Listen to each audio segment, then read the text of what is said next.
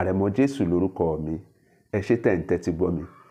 Ẹ kú kalẹ̀ gbogbo àwọn ọmọ káàárọ̀ oòjíire, àwọn ọmọ Yorùbá lápapọ̀. Àwa náà ni mo wá láti wá bá wa sọ̀rọ̀ kékeré díẹ̀ ní pápápá láì gbà wá ní àkókò. Àkọ́kọ́ mo kí gbogbo àwa oníṣẹ̀ṣe wípé a kú ọdún, a kú ìyèdún, ẹ̀mí wa ṣọ̀pọ̀ ẹ̀ láyé. A ti ṣọdún tẹ́lẹ̀ yìí, tọdún tó ń bọ̀ lágbára Ọlọ́run ọba mi. A ṣojú ẹ̀mí èmi àti ẹ̀yin nínú ọlá, nínú àlàáfíà. Mi ò ní gbà wá lákòókò. Ẹ kú kalẹ̀. Ẹ wá nǹkan fìdílé tàbí kẹ́ fìdílé nǹkan. Èmi ọmọ yín náà ni Àrẹ̀mọ Jésù. Àbúrò yín, ẹbí yín, ará yín, ẹ̀gbọ́n yín, torí pé àìkéré ká má jẹ nìkan lọ. Àrẹ̀mọ Jésù náà ni ọmọ ojúkòbó rẹ̀, ọmọ ìgbìlẹ̀gbọ́ lọ́mọ gbólágbóre. Èmi náà lọ́mọ báńta ní ìlú Ìjẹ̀bú Òde. Bẹ́ẹ̀ ti mọ̀ wípé ọmọ kì í nílé ìyá kó má nílé, ọmọ kì í nílé bàbá kó má nílé ìyá, ẹnu mi àgò. Èmi lọ́mọ olówó òdùrú, ọmọ ajífepé ṣeré. Ẹ mọ̀ wípé ìran òwú wọn kì í ránró àwí ìmẹ́nu kúrò náà ní tòwú kò ní bàjẹ́. Ní òní kí ni tí a fẹ́ bára wa sọ ní yàjóyàjó. Àkọ́kọ́ a dúpẹ́ lọ́wọ́ Ọlọ́run fún ìgbé ayé bàbá wa, president wa Ààrẹ Bọ́lá Ahmed ọmọ Tinubu, ọmọ olódòdẹ. Nítorí pé bàbá jẹ́ bàbá tó máa ń gbọ́ràn. A bá bàbá sọ̀rọ̀, bàbá dẹ̀ gbọ́. Bẹ́ẹ̀ ni a bẹ̀ bàbá wípé kí wọ́n jọ̀ọ́ kí wọ́n gbé embargo kúrò lórí ọ̀rọ̀ Chief Sunday Adéyẹmọ Ìgbòho Òòṣà. Bàbá dẹ̀ gbọ́. Tẹ́ ẹ bá gbàgbé ẹ̀yin tèmi, tẹ́ ẹ bá ń follow mi, ẹ̀yin tẹ́ ń follow mi, tẹ́ ẹ bá wo Facebook page mi, ẹ rí i pé lọ́jọ́ tí mo jáde tí mo bẹ̀ bàbá wípé bàbá ẹ jọ̀ọ́ ẹ bá wa pàṣẹ, ẹ bá wa fi Chief Sunday Ìgbòho ẹ bá wa fi sílẹ̀. Lóòótọ́ Chief Sunday Ìgbòho kì í ṣe pé bàbá wà lẹ́wọ̀n, ṣùgbọ́n wọ́n lé bàbá sẹ́yìn odi. Wọ́n lé Chief Sunday Ìgbòho, wọ́n lé wọn sẹ́yìn odi. Wọ́n gbẹ́sẹ̀ lé àkáǹtì wọn. Tẹ́ ẹ bá gbàgbé ìjọba àná, ìyẹn ààrẹ wa àná, ààrẹ Muhammadu Buhari, a mọ gbogbo akitiyan wọn nípa ohun tó ṣẹlẹ̀ sí Chief Sunday Ìgbòho. Tẹ́ ẹ bá gbàgbé, ẹ rí wípé wọ́n mú ilé Chief Sunday Ìgbòho, wọ́n lọ bọ́ọ̀sì ẹ̀. Allegedly ni o, ó tiẹ̀ ti kúrò lálẹ́gẹ́dìlì. Ohun tí gbogbo wa rí ni nípa ohun tó ṣẹlẹ̀ tí wọ́n fi lọ pa èèyàn méjì sílé Chief Dr. Sunday Ìgbòho. Àwọn DSS, gẹ́gẹ́ bá a ṣe gbọ́ allegedly, ìwé ìròyìn gbogbo ẹ̀ ló gbé nígbà náà. Eléyìí ló fà á tí a fi ń bẹ bàbá wa ààrẹ lọ́wọ́lọ́wọ́ báyìí, ààrẹ wa bàbá wa Jagaban, a dúpẹ́ lọ́wọ́ yín. Ọpẹ́ la wá dú lónìí. A ò róhun fáyọ̀ bí òṣọpẹ́. Ẹ ṣé sà. Ṣe rí gẹ́gẹ́ bí èmi ṣe máa ń sọ 2027 yẹn sẹ́ ẹ̀yin lẹ ní. Ẹ máa ṣèjọba yín lọ gẹ́gẹ́ bí ọmọ Yorùbá, ọmọ ọkọ Yorùbá ni yín. Àwọn alálẹ̀ ń tì yín lẹ́yìn, ojú ò ní tì yín lágbára Ọlọ́run. Chief Sunday Ìgbòho káàbọ̀. Gbogbo ẹ̀yin olólùfẹ́ mi, bóyá ẹ ti mọ̀ pé Chief Sunday Ìgbòho Òòṣà ti dé, ó ti wà nílùú, ó ti wà nílẹ̀ bàbá rẹ̀. Bẹ́ẹ̀ ni tijó àtayọ̀ tẹ̀rín àtọ̀yàyà la fi kí Chief Sunday Ìgbòho káàbọ̀. Gbogbo àwọn àwa Ìbàràpá méjèèje, bẹ́ẹ̀ ni ní Ìgàngán,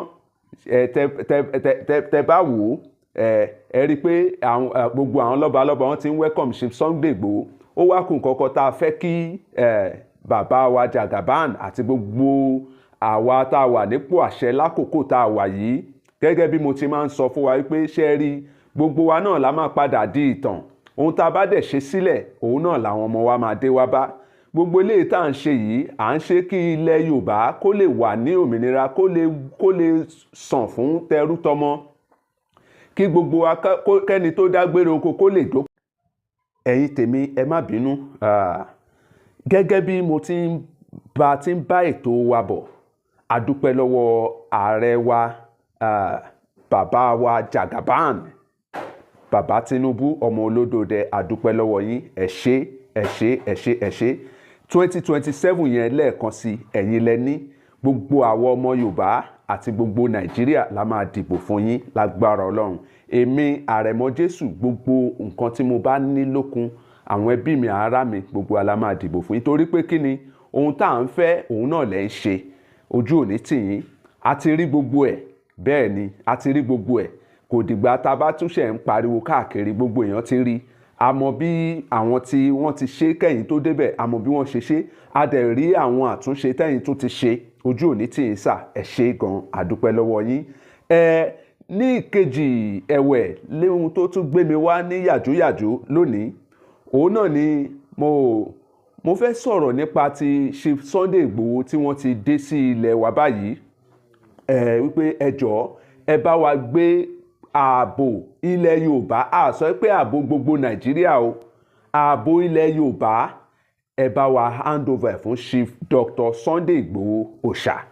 Bó tilẹ̀ jẹ́ pé Ọlọ́run ló ní ààbò lọ́wọ́, gẹ́gẹ́ bí ọ̀rọ̀ Ọlọ́run ti sọ nínú ìwé mímọ́ pé bí Olúwa kò bá pa ìlú náà mọ́, àwọn tó ń pa á mọ́ wọn ṣe lásán ni. Bí Olúwa kò bá kọ́ ilé náà, àwọn tí wọ́n ń kọ́ ilé náà wọ́n ṣe lásán ni. Bẹ́ẹ̀ ni, ẹ jọ̀ọ́, à ń rọ̀ yín, à ń bẹ̀ yín gẹ́gẹ́ bí àfojúsùn ohun tá a rí ni wípé ẹ bá wa gbé security, western security ti ilẹ̀ Yorùbá, western Nigeria security, ẹ bá wa hand over fún Chief Dr. Sunday Igboho. Akíkanjú ni, òun ló lè ṣe. Ẹkùn ọkọ àwọn oníjàǹdùkú, ẹkùn ọkọ àwọn adàlúrú, ẹkùn ọkọ àwọn oníwà ìbàjẹ́. Ẹ bá wa gbé ààbò ilẹ̀ Yorùbá lápapọ̀. Ohun tó ti mú láti àti ẹ̀mọ̀ bóyá ara wa làwọn ará Ìlọrin báyìí, torí tí wọ́n bá máa ka bẹ̀yẹn báyìí, à ń gbọ́ tó ń pè ní North Central.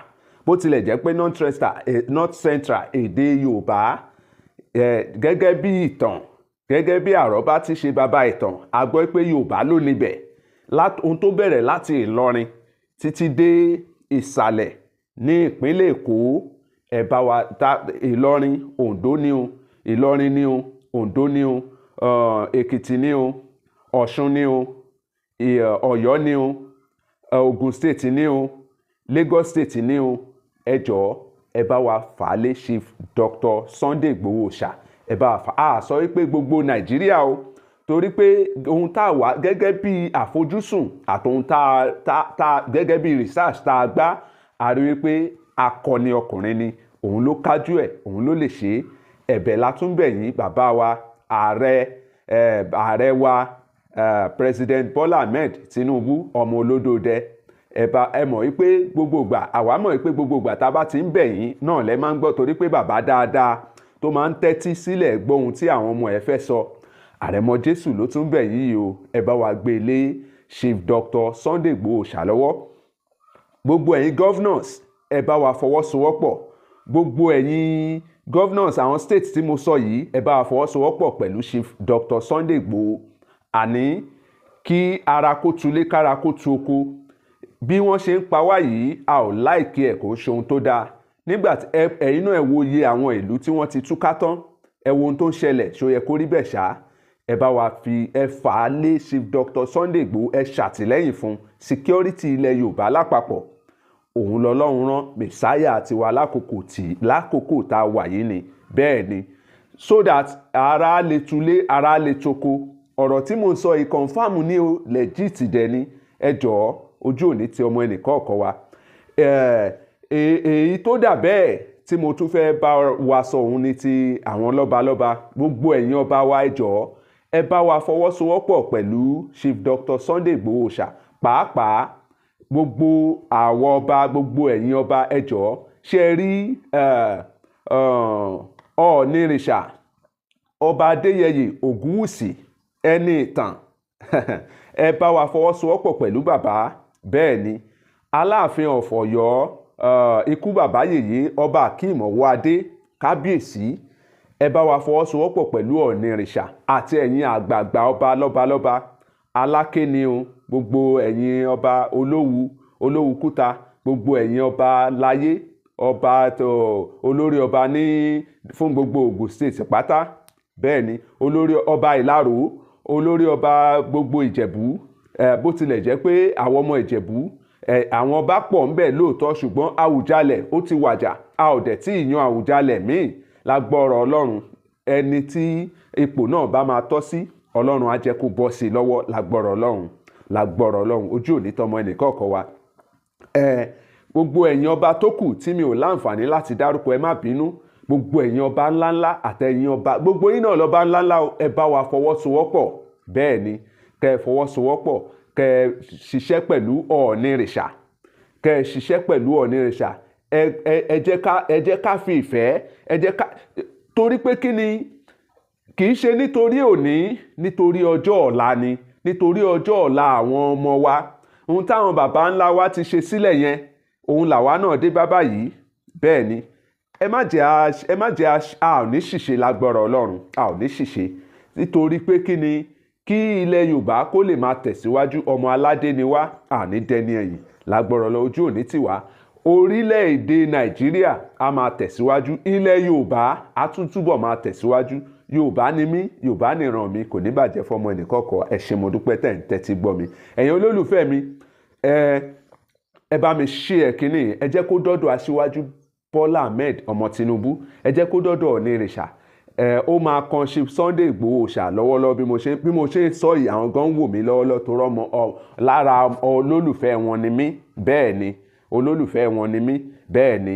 so ẹ jẹ́ kó go viral bàbá wa Gani Adams ẹ ṣé ẹ kú iṣẹ́ takuntakun ẹ fọwọ́sowọ́pọ̀ pẹ̀lú Chief Sunday Igboho ṣà kò sógun mọ́ kò sọ́tẹ̀ mọ́ ìkan náà ni gbogbo wa kálàáfíà kó lè jọba ní ilẹ̀ Yorùbá ojú òní tọmọ ẹnìkọ̀ọ̀kan wa gbogbo ẹ̀yin alágbára ní ilẹ̀ Yorùbá gbogbo yín náà lèmi ọmọ yín Àrẹ̀mọ Jésù ń bá sọ̀rọ̀ o ẹ fọwọ́sowọ́pọ̀ pẹ̀lú Chief Dr. Sunday Igboho ṣà ọmọ aládìkún ẹ fọwọ́sowọ́pọ̀ pẹ̀lú bàbá kí kára kó lè tu tẹrú tọmọ ní ilẹ̀ Yorùbá kò tiẹ̀ sẹ́rú ọmọ ní gbogbo wa ọmọ ọkọ ní gbogbo wa kò sọ́mọ àlè ṣùgbọ́n àwọn ọmọ àlè bẹ̀ àwọn ló jẹ́ pé àwọn náà ń fìyàn ṣòwò àwọn náà ń pààyàn wọ́n á gbé AK-47 AK-49 wọ́n á pa aláboyún wọ́n á pa ọmọ kókó wọn láàánú àwọn náà máa ń fi màálù wọn náà fi ń jẹko olóko bẹ́ẹ̀ ni ó ti yé yín bẹ́ẹ̀ yẹn ojú òní tọmọ ẹnìkọ̀ọ̀kan ẹ jọ̀ọ́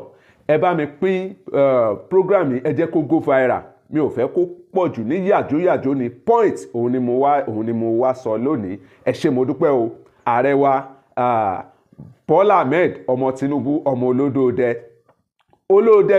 ọmọ olódòdẹ kì í kú olódòdẹ kì í rùn bẹ́ẹ̀ ni bàbá ẹ ò ní kú ẹ ò ní rùn bẹ́ẹ̀ ni 2027 go ahead tiwa ní ojú òní tì yín ẹ̀yin olólùfẹ́ mi ẹ ṣé mo dúpẹ́ o èmi ọmọ yín náà ni àbúrò yín ẹ mọ̀ wípé àìkéré báyìí ká má jọ ẹnìkan lọ Àrẹ̀mọ Jésù yín náà ni ọmọ ojúkòwò rẹ̀ ọmọ gbilẹ̀ gbọ́ lọ́mọ gbọ́ lágbóre èmi lọ́mọ báńtà ní ìlú Ìjẹ̀bú Òde ẹ ṣé tẹ̀ ń tẹ́tí gbọ́ mi ojú òní tọmọ ẹnìkọ̀ọ̀kan ẹ bá mi share ẹ jẹ́ kó go viral ó dàbọ̀.